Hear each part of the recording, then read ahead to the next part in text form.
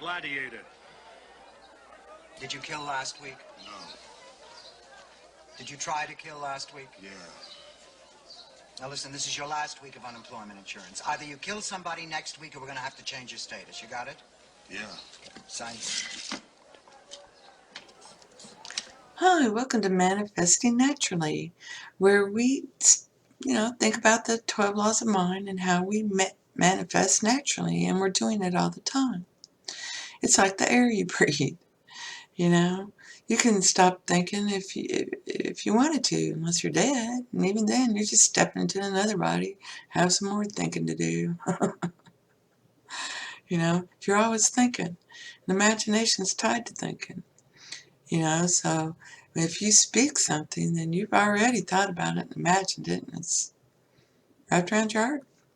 So this is your state of consciousness that you see all around you. These are the things that you believe all around you. You're walking in the presence of the consciousness of God all day long. All day long. And you, the child, have thought up things with your consciousness, and you've just been thinking these things, and they go down to the heart and wrap itself around the heart, and that consciousness presents it to you. Okay? That's what presents it to you. And your subconscious is the purse. It's where God comes in and imagination come in, and that's where they all meet. This is what the man thinks. It's all in here. Okay? It's all in there. So those are the monsters we're defeating. And man likes challenge. He does.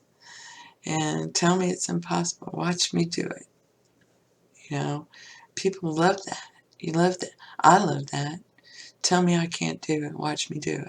I've been doing that all my life. My mom told me I couldn't be a model because of the scar on my leg. I became a model. I became an actor. I became a director. I did all kinds of wonderful things in the theater. I loved it. And she said I could never do it. Well, I did it. And that was, motivation was tell me I can't do it. Okay, watch me do it now.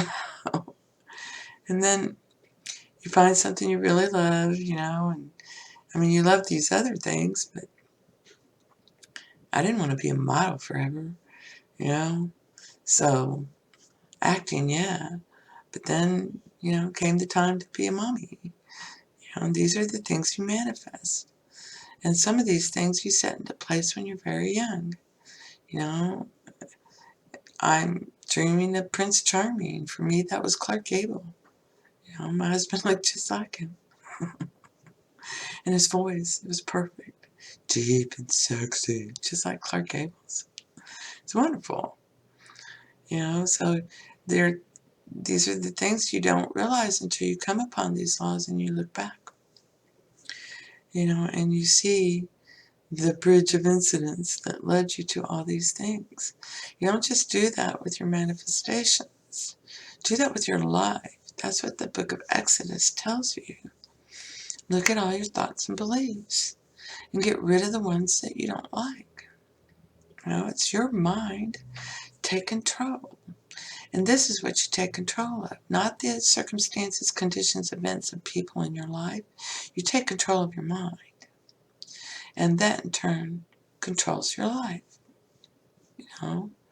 And you want it to come from the heart. You don't want to be putting words in people's mouths to say to you. That's, what kind of life is that? No. Live life. You want it to come from the heart, so it has to come from your heart. I love you. You're the best. And not go around thinking, I love him, why is he being so mean to me? No, it's I love him, I forgive him for showing me whatever it was you thought was mean. He's free, I'm free. Thank you for changing how I see this. And that God changes it. And that guy you thought you were being so mean, you're laughing with him, saying, "That's my little devil. I love him," you know, because he does, you know. That's the guy who's stirring the pot for you. More than likely is your special person. You know, they're your intimate lover, and you should be thinking the best of them and the best of yourself. Always admire and respect yourself. You know, so that's a judgment, all right? And you have to address your monsters. You know, it really is what it's all about. Then it comes from the heart. Then it becomes beautiful. Then you start to see and understand. It becomes easier to stop and think about it. You know, now everybody's different.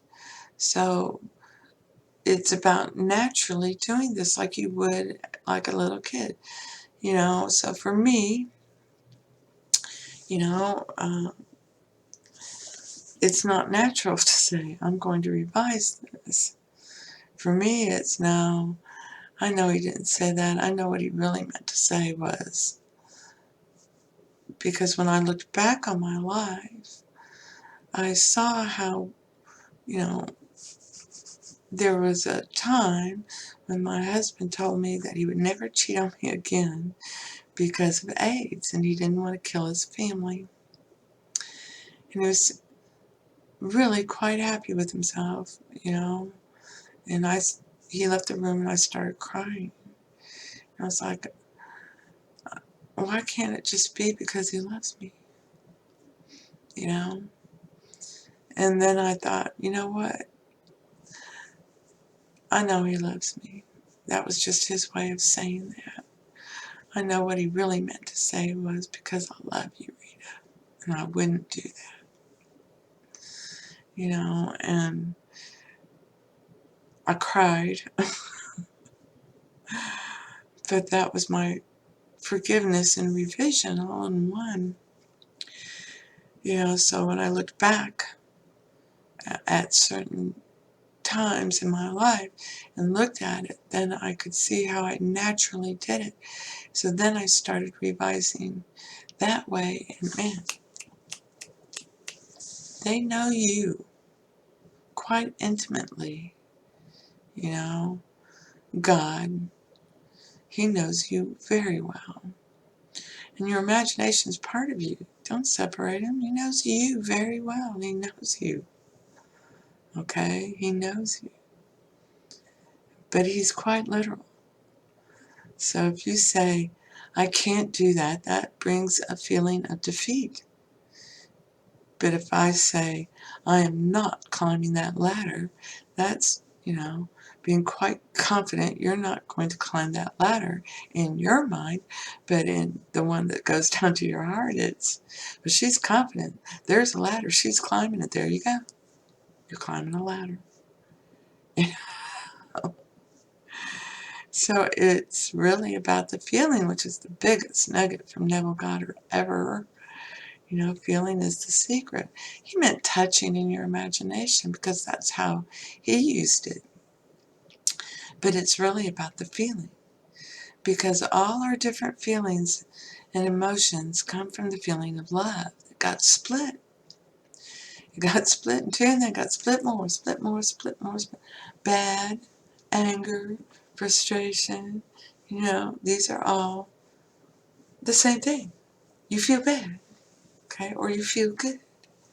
Now you're going to learn about good and bad, okay? And the only way anyone really learns is through experience, because other people will tell you stuff, but until you do it, you don't know what works for you or what's true for you. You know, there's people who have full heads of hair that, according to science, you know, their mother's father doesn't have a full head of hair, and therefore he's passed that gene on, and he should go bald. That man doesn't believe it. On his heart. Yeah, right. I have a full head of hair, just like my dad. Get over it. You know? And it happens all the time. You know, so if there's an exception, then it's a rule. Rules are made to be broken. That's why there's an exception, you know? And so you just, you know, learn these things in your life. And you just have to step back and look at it. So the things that come very quickly for you are things that you drop. When you're unconscious doing this, you'll talk about it for a couple of days or even a couple of months, you know, to anyone who'll listen. And then you drop it. Or you'll think about it all by yourself for a couple of days, you know, maybe a couple of months, and then drop it. You'll not imagine that anymore. You'll go tell yourself some other story. You're not thinking of it at all. Okay? You've forgotten it. You drop it. This is how you do it unconsciously. If you look at your life, this is how you naturally manifest. Okay? And then it shows up because you dropped it. As soon as you dropped it, it falls down to the heart. Okay? Because you keep taking it out. It's up here. And you're adding weight to it every time, you know, but it's still up here. And this doesn't do anything. You have to drop it. Let it drop. Okay? And when you do it unconsciously, you just forget about it. And now it comes down to the heart. Bam, appears. You know, and this is how you understand you're not doing it.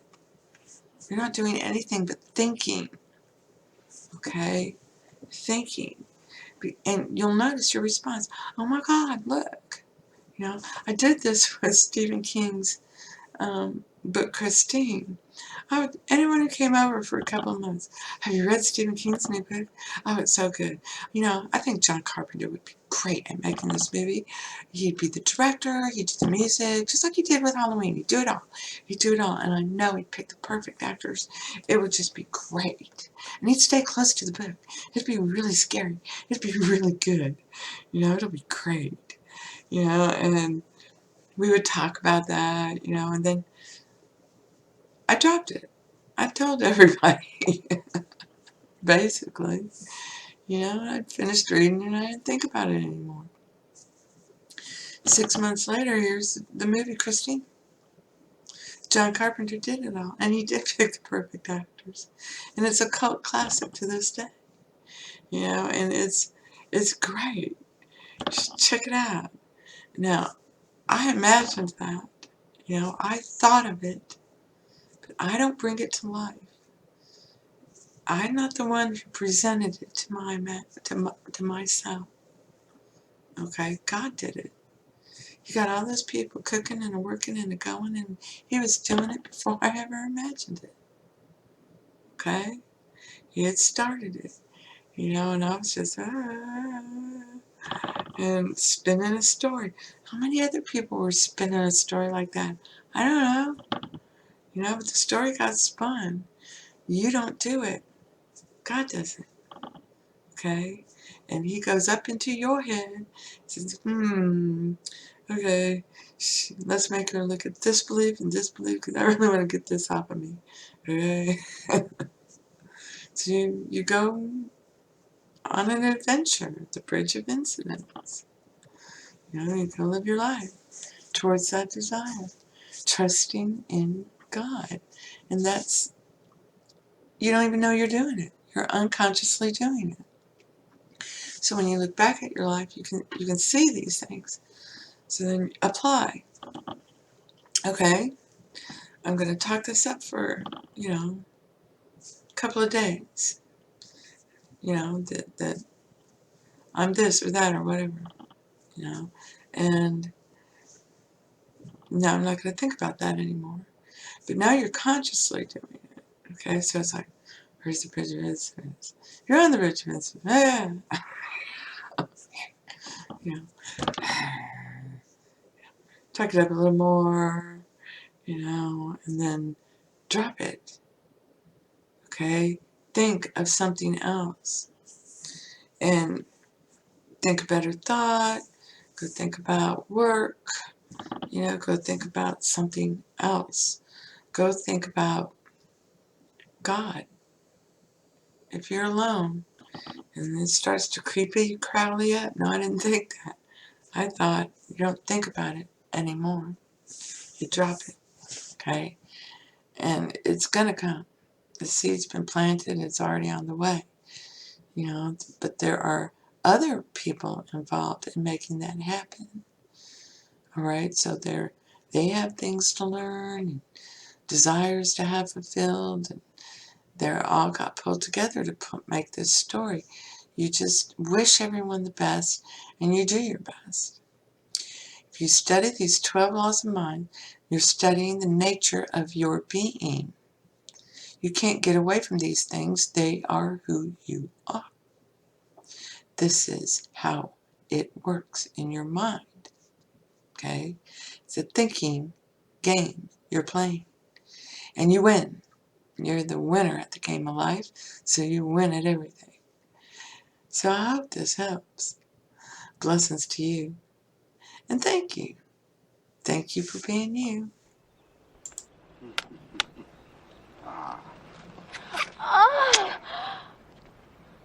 It's good to be the king.